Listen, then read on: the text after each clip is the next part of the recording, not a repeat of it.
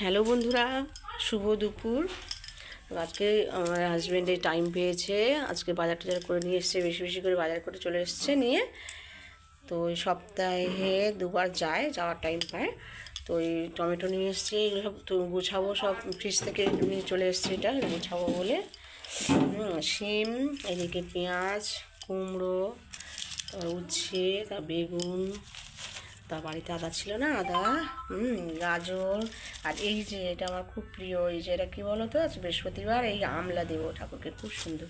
এইদিকে আখ, আখ, আখের পুজো দেবো।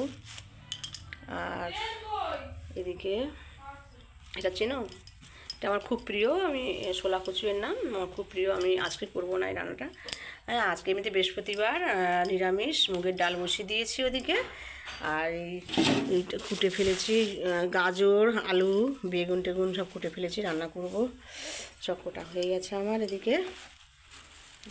তারপরে তাহলে যে শিম, চিচিঙ্গা, আমি আস্তে আস্তে গুছিয়ে নিই বন্ধুরা।